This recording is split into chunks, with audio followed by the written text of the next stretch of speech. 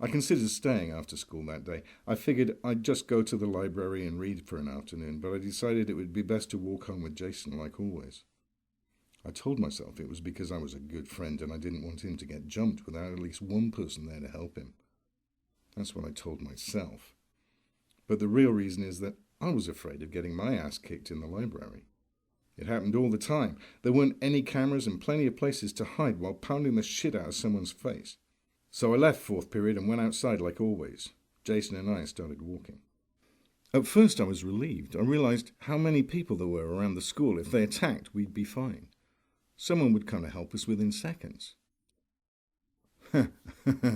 So much for the alpha dog, huh? I said to Jason, trying to relax myself through him. Wolves are hunters. They go after their prey when they think it's safe, Jason said. He saw straight through my act. He knew how afraid I was, and what I think actually hurt is knowing he knew how shitty a friend I was. I felt like he knew the real reason I came with him. But whether he did or not didn't matter. We kept walking. It was one of those cold transitional season days. I saw the water start to flow from Jason's eyes, and I wanted to make a joke. I wanted to call him a bitch, a pussy, a whiny little girl. But when I tried to speak, words wouldn't come out. My mouth was dry, my teeth were chattering. I felt sweaty and anxious, afraid and vulnerable. I looked away from Jason, from the one that was responsible for making me feel this way. I looked away, and then I started to look around. Then I realized where we were. I'd walked this way so many times it was second nature now. I didn't really think about where I was going or where I currently was anymore. My feet just kind of knew what to do and where to go. But when I looked around, I realized we were on this little gravel road in a field with a thick line of trees separating us from the main road. Then I heard it. I heard Kyle's truck start coming up behind us. Jason stopped, and somehow I did at the exact same time. I looked at him. He was wiping his eyes at the false tears. I quickly did the same. Then we turned around. Kyle stopped the truck about 10 yards from us. All his friends and he got out. "I'm gonna fuck you up for that shit you pulled today," Kyle said. Jason pushed me off the road and into the field as they surrounded us. One of Kyle's friends grabbed me while the rest surrounded Jason. I looked up, ready for anything. "Ain't no running away." "Ha!" Jason said. "Why would I run from you?"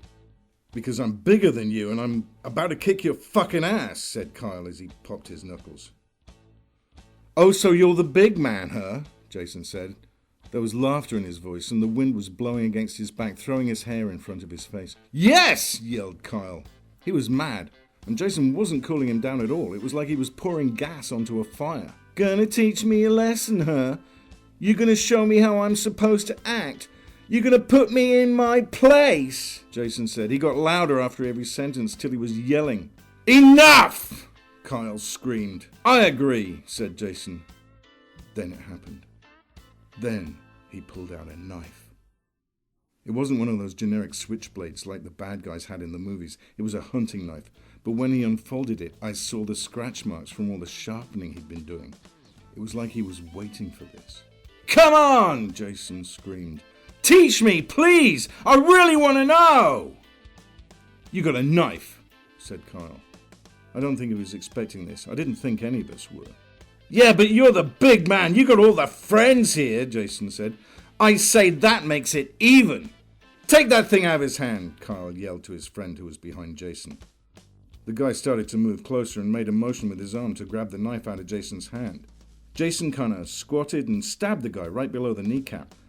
The dude just dropped to the ground and started holding his knee, crying and screaming in agony. The guy holding me let go as soon as he saw his friend down there. Everyone was still for a moment, in shock, except for the guy on the ground. He was hurting a lot and trying to crawl away without moving his leg. And Jason, he was standing there, cleaning the blood off the knife, getting ready for his cue. "What the fuck are you guys standing here for? Get him!" Kyle yelled. Two more of Kyle's friends came charging at Jason from different sides.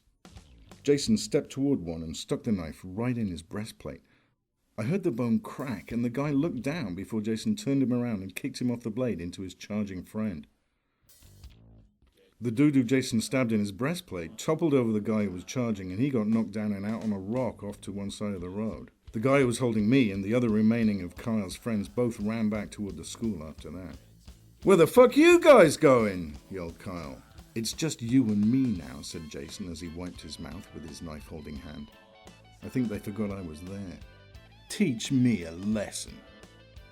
"I'm not afraid of you," said Kyle, "even with that knife." "Show me!" Jason shouted.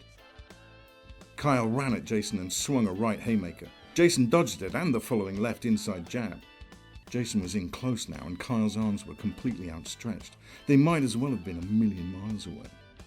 Jason popped his head up hard under Kyle's jaw. He used every muscle in his neck and even managed to get a couple of inches off the ground by jumping with it. I heard a crack. Kyle fell on his back hard. Jason stood there for a second admiring his work and pulling his hair out of his face with one hand. Then he looked back down at Kyle, who was trying to get back up. Jason stepped on his chest hard and sent him back down. It didn't last long. Kyle tried to get back up again, and Jason raised his knife high in the air before coming down with it hard in the space between Kyle's shoulder disc and collarbone. Kyle screamed louder than I've ever heard anyone scream before. Jason left the knife in the spot, completely implanted up to its handle. Then he stepped on it. Now here's the deal. I'll give you sufficient medical attention so that you can load these idiots into your truck and drive to the hospital. In exchange, you will tell the cops you were mugged by some dude in a blue hoodie and his gang. And we will never talk to each other again. Got it? Jason said as he looked down at Kyle writhing in pain on the ground. Or you can all just bleed to death out here. I don't care which. Kyle screamed something no one could understand, but you could tell he wasn't happy. What was that? Jason asked as he put more weight on his foot that was resting on the handle of the knife. Deal! Mike, go grab the unconscious guy's coat, Jason screamed at me. I ran over to the big guy that got knocked out on the rock and managed to get his coat off. I ran over and handed it to Jason. Then I just ran away. Right down the road and on down more of our path home. After a while, the wind got to be too much for me to run against, and I sat down on the side of the road, breathing heavy, heart beating like crazy, sweating uncontrollably. I sat there for a while, exhausted. It was that wind. It hits you hard when you're not expecting it. Attacks you almost, bites your face and makes you cry. That wind, it's overpowering and comes out of nowhere, strikes you and you can't even see it coming. I sat there panting, and I looked down the street and I saw him walking calmly, confidently, head held up high, smiling, and tears ran down his red face as he walked. He walked on without hesitation, didn't turn his face away from the wind or let it slow him down at all. When he got to me, though, he stopped for a moment. Just a moment. I didn't look up at him. I just sat there, focused on his feet and the ground. Then something else came into my sight. It was the knife. He dropped it on the ground. He dropped it on the ground right in front of me. I could see the blood on it. "Take care of that for me," he said, then just kept walking. After a while I got up, picked up the knife and finished walking home. I went to the fish tank in my room, moved some of the gravel around in the middle and buried the knife there. The cops came by a few hours later and searched the house. They didn't find the knife. I didn't have to go to Jason's trial. He was acquitted. Lack of evidence.